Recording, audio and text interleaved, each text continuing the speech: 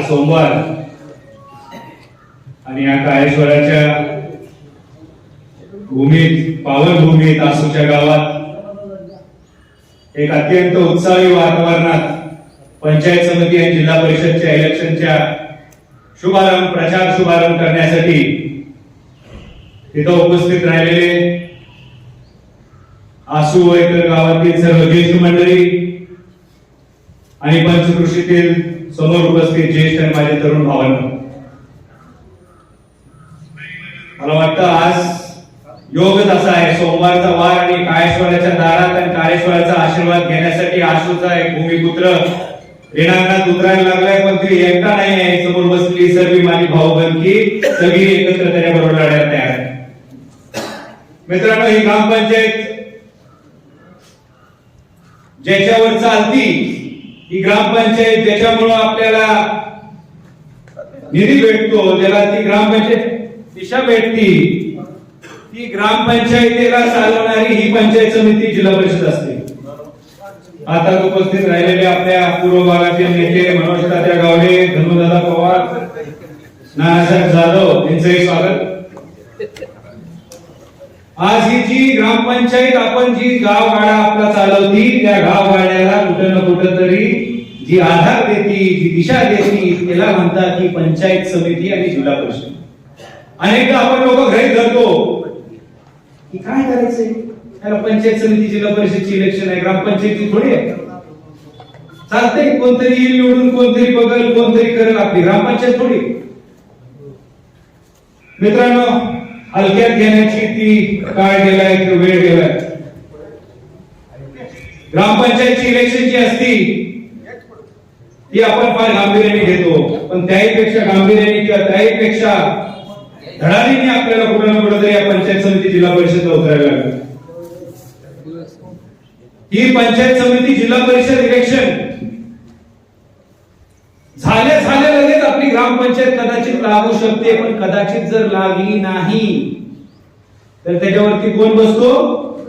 प्रशासक, जो ऑलरेडी मागच्या 2-3 वर्षापासून आपल्याला बसला. ते प्रशासकावरती कोण नियंत्रण ठेवतं? पंचायत समिती जिल्हा परिषद.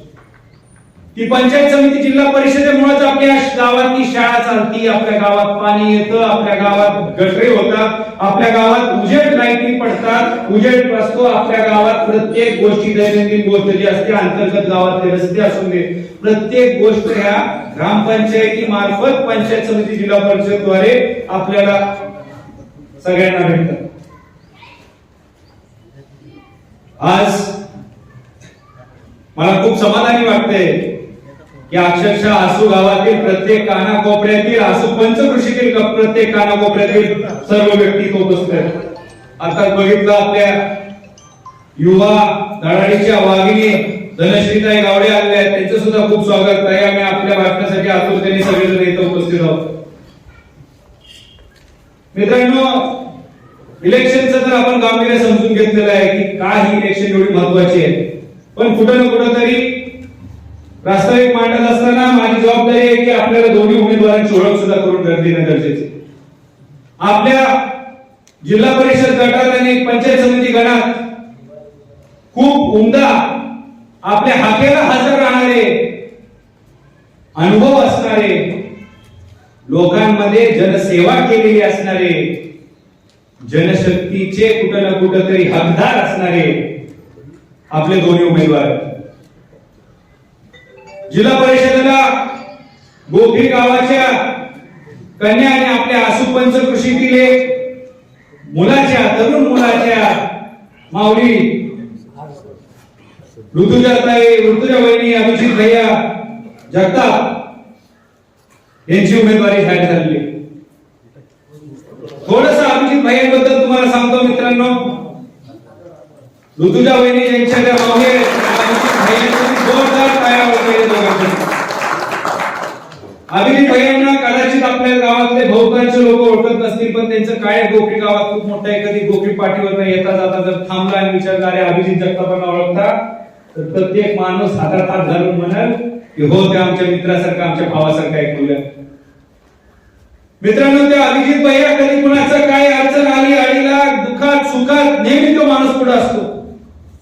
इतकं की प्रत्येक माणसाच्या घरात गोखरीत जर कधी कुणाचं मैत झालं तर त्या माणसाची घरची स्मशानभूमीला पोहोचायच्या आधी तो अभिजित भैया त्या स्मशानभूमी पोहोचलेला असतोय. म्हणून तसं आपल्याला एखाद्या गावाचा जनसेवक पाहिजे असता तर आपल्याला कुठं ना कुठं तरी त्या अभिजित भैयाला ज्याला उमेदवारी मिळालेली आहे त्याच्यावरती न्याय करायचे गरज.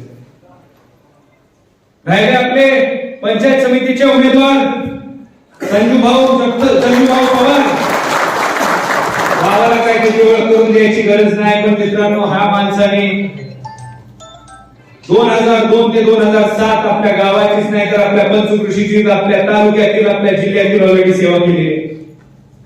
निस्वार्थपणे बिना काही एक डाग त्याच्यावरती पडता लोकांमध्ये मिळून मिसळून राहून कुठेतरी नेतृत्व केलेला हा आपला सर्वसामान्य घरातला सर्वसामान्य कुटुंबातला माणूस आपल्या जीवन आज पुन्हा एकदा आपल्या सगळ्यांना मत मागण्यासाठी आणि आपल्या सगळ्यांचा विश्वास जिंकण्यासाठी आलेला आहे. या संजू भावना गरज नव्हती उमेदवारी घ्यायची. जिल्हा परिषदेला पोहोचलेला माणूस कशाला पळत पंचायत समिती? जिल्हा परिषदेला पोहोचलेला माणूस पंचायत समिती लढवायला लागला हे स्वतःच्या स्वार्थासाठी नाही तर मित्रांनो आपल्या गावातल्या लोकांच्या विनंतीला मान देऊन आपल्या सगळ्यांच्या विकासासाठी आपल्या सगळ्यांच्या मदतीच्या हाकेसाठी हा माणूस उभा राहिला. ज्या वेळेला ह्या माणसाला कळलं की ही इलेक्शन नुसती एक साधी सुरी पंचायत समिती जिल्हा परिषद नाही तर ही इलेक्शन कुठं ना कुठं तरी आपल्या विचारधारेवरती आपल्या एकजूट राहिलेल्या ह्या सतरंजीवरती जी आसू पंचकृषीतील सतरंजी नुसतं ह्या तालुक्यात नाही तर अख्ख्या जिल्ह्यात आणि राज्यात प्रसिद्ध आहे की बाबा ह्या आसूने एकदा एक ठरवलं की मायचा लाल कोण आला तरी काय हलवू शकत नाही, कारण की लीड एवढं भेटतंय तालुक्यातला आमदार नाही तर जिल्ह्यातलं नेतृत्व कुठं ना कुठं तरी ह्या तालुक्यात बदलू शकतं, ह्या गावाने बदलू शकतं. हे तुमच्या आमच्या मताची ताकद आहे, तुमच्या आमच्या एकजुटीची ताकद आहे. आणि ही कुठेतरी सगळ्यांना समजल्यामुळे कुठेतरी ह्या एकजुटीच्या ताकदीला पायाला धक्का लावण्यासाठी आज लोकांनी खूप प्रयत्न केले, अक्षरशः केविलवाणी प्रयत्न केले की ज्या गावात 18 पगड 12 बलुतेदार एकजुटीने एक समान एकत्र गावाची यात्रा असू दे, कुठला सणवार असू दे, दिवाळीचा गोड असू दे किंवा ईदचा शिरकुर्मा असू दे, या गावाने नेहमी एकामेकाच्या सुखात आणि एकामेकाच्या दुःखात एकामेकाचा साथ दिला. पण ते काय लोकांना बघून जर लय शांत राहिलं लय निवांत राहिलं तर ते गार होईल ना, त्यांची भाकरी कशी तापत त्याच्यावर. मग काय करायचं? जाती जातीत, भावाभावात, भावकी भावकीत, मित्रामित्रात कसे तेढ निर्माण त्यांना विभाजून त्यांच्यावरती राज्य करायचा आज केविलवाना प्रयत्न आपल्या आसूत पेरला जायला लागला. आवर्जून मी सांगू इच्छितो की विरोधकांच्या व्यासपीठावर एक न्यायप्रविष्ट विषयावरती चर्चा करून त्या विषयाला कुठे ना कुठेतरी फूस लावून एखाद्या घटकाला आपल्यातल्याच असणाऱ्या कुठे ना कुठेतरी वाईट दाखवण्यासाठी एखाद्या व्यक्तीला कदाचित ज्याचं राजकीय भविष्य खूप उज्ज्वल असेल त्याला मुद्दाम दाबण्यासाठी कट कारस्थान केली जाते. आणि ती कट कारस्थानांसाठी मी माझ्या आसूकर जे आपल्या आज विरोधात आहेत त्यांना दोष देत नाही. ह्यो त्यांचा विचारच नाही, ह्यो त्यांच्या विचार त्यांच्या सुद्धा मनात कुठं ना कुठं तरी पेरला गेलेला जातोय. त्यांच्या खांद्याचा वापर करून कोणतरी दुसरं गोळ्या घालायला लागलं, कोणतरी दुसरं मास्टर माइंड कदाचित आपल्या गावातली एकजुटी जी आहे त्याला ती भगवना झाली. कदाचित आपल्या गावाचं जे नाव मोठं व्हायला लागले, आपल्या गावाची जी रेग वाढायला लागली ती दिसना झाली. आपल्या गावातला एखादा माणूस त्यांच्या पायरीला पायरी लावून कुठेतरी बसायला लागलाय, गावात नाही तर तालुक्यात नाही तर राज्यात त्याची ओळख निर्माण व्हायला लागली, हे कुणाला तरी भगवना झाली. म्हणून आवर्जून मी सांगू इच्छितो की मला अभिमान वाटतो माझ्या मित्राचा, माझ्याच वयाच्या तरुणाचा, जीवन पवाराचा, ज्यांनी त्याची मोठ्या मनाने त्यांनी त्याची उमेदवारी, त्याची इच्छा, त्याच्या समाजाची नेतृत्व करण्याची संधी मोठ्या मनाने आम्हाला मागे घेतली. जीवन पवारांसाठी एक काय चूक आहे कोणाची? नुसतं तो कदाचित भविष्यात इलेक्शनला उभा राहू शकतोय वगैरे म्हणून त्याच्यावरती तुम्ही दोष करायचा प्रयत्न करताय. एखाद्या समाजाला आमच्यापासून लांब करायचा प्रयत्न करतात. अरे माणसाला माणुसकी म्हणून ओळखायला शिका. एखाद्याचा जात, एखाद्याचा धर्म, एखाद्याची किती श्रीमंत किती गरीब आहे बघून ओळखायचं समजायचं नाही, सोडून द्या. काळजी करू नका. त्यांना कितीही आपल्यात पेटवायचा प्रयत्न करून दे, त्यांना कितीही आपल्यात भांडण लावायचा प्रयत्न करून दे, त्यांना कितीही आपल्यात पेटलेल्या विस्तून आग ओतून तेल ओतून आग वाढून स्वतःची भाकरी शिजवायचा प्रयत्न करून दे. काळजी करू नका. कारण की आमदारकीला सुद्धा बोललेलो मी, वातावरण तापलंय पण वारं फिरलंय. आणि नुसतं साधं सुद्धा वारं नाही, इतकं वारं फिरलंय की पायाखालची पाक वारं घसरायला लागली. आमदारकी गेली, नगर परिषद गेली, पंचायत समिती जिल्हा परिषद समोर प्रगती बघा गेली, कारखाना जाणार. सुट्टी नाही येणार, सुट्टी नाही. बरोबर टप्प्यात आलं की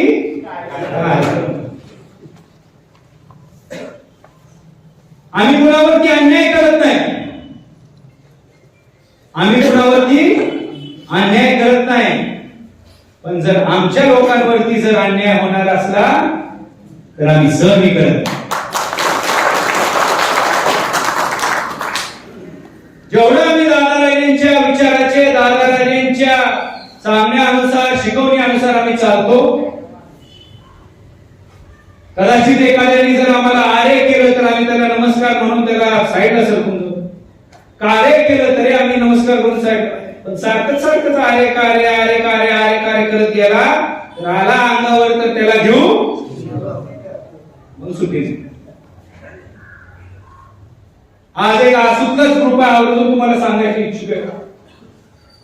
भरपूर लोक आपल्या त्याच्यात ऍड आहेत, काय बाहेर गावातले लोक पण ऍड आहेत. अनुभव आमच्या आसुतला ग्रुप, आसुतलीच लोक त्यात.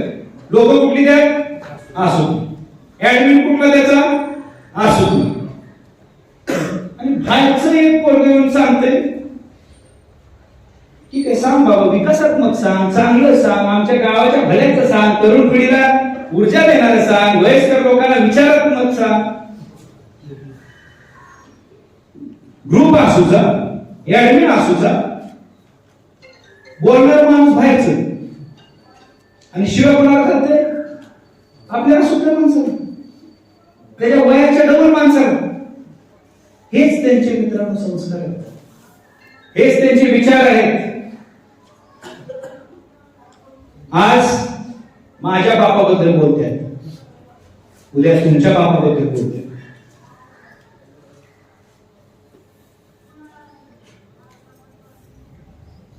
आपल्या सगळ्यांना बाबासाहेब आंबेडकरांनी संविधानाचा अधिकार दिलाय. आज प्रजासत्ताक दिवस आहे. प्रत्येक व्यक्तीला कुठं ना कुठं तरी अभिमान आहे, त्याचा स्वतःचा स्वाभिमान आहे. प्रत्येक व्यक्तीला ह्या देशात एक अधिकार आहे, हक्क दिले गेले. याचा अर्थ नाही की तुम्ही दुसऱ्यांना शिव्या घालाव्या, दुसऱ्यांवरती वाईट बोला. अरे स्वतःची मीठ जर वाढवता येत नसली तर ह्याचा अर्थ नाही की दुसऱ्याची मिटवायला जाल, कारण की ते काळ माफ करत नाही, त्याला ह्या काळेश्वराच्या पांढरीत माफी दिली जाते. मित्रांनो, तुम्हाला आवर्जून सांगू इच्छितो, ही इलेक्शन ज्या प्रकारे तुम्ही आमदारकीची इलेक्शन प्रत्येकाने स्वतःची इलेक्शन सदस्यासारखं जिंकला, तुम्ही क्रांती घडवली, तुम्ही बदल घडवला. आणि होय, तुम्ही या आसुत्या पंचकृषीत गोरगरीब जनतेनेच बदल घडवला. कारण की सगळे प्रस्थापित होते तिकडे आणि सगळे विस्थापित सर्वसामान्य होते ते. आज पुन्हा त्या क्रांतीला, त्या क्रांतीच्या ज्योतीला नुसतं या एका इलेक्शन पुरतं नाही तर आपल्याला संपूर्ण बदल घडवून आणायचा असेल तर ह्या इलेक्शनला त्याच्या डब्ल्यूनी लीडच्या शिवाय काम केल्याशिवाय म्हणून प्रत्येकाला विनंती आहे, राहिलेत फक्त दिवस 7, राहिलेत दिवस फक्त 7 ते 8 दिवस राहिले.